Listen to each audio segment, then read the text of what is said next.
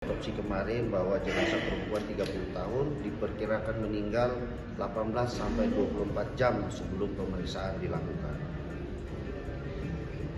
Korban meninggal akibat kekerasan tumpul di kepala yang menyebabkan pendarahan di bawah selaput otak.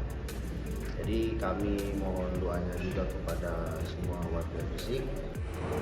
Selvi Ayu Claudia, seorang pengemudi ojek daring asal Sidoarjo, Jawa Timur, ditemukan tewas di Gresik dalam kondisi terbungkus kardus.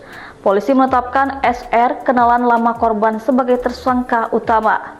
Kapolres Gresik AKBP Rovan Richard Mahenu mengungkapkan bahwa korban dan pelaku telah saling mengenal sejak 2021 karena memiliki profesi yang sama.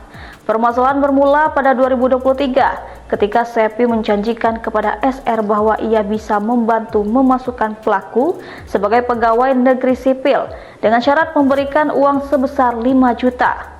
Harapan yang digantungkan itu menjadi tekanan tersendiri bagi SR, terlebih di tengah kondisi ekonomi yang mendesak karena sang istri sedang mengandung.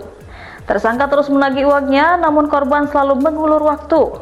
Frustrasi yang terus memuncak membuat SR menyusun rencana jahat. Ia lalu memancing korban dengan tawaran pekerjaan lepas di tempat usaha fotokopi miliknya.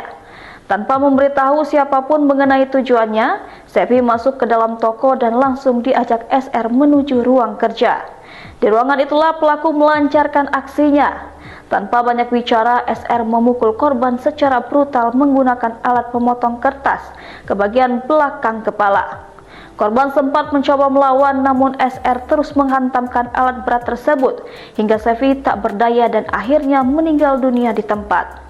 Hasil otopsi sementara dari tim forensik menemukan adanya cairan berwarna putih pada tubuh korban, namun pihak kepolisian belum dapat memastikan jenis cairan tersebut. Sampel telah dikirimkan ke laboratorium forensik untuk diteliti lebih lanjut.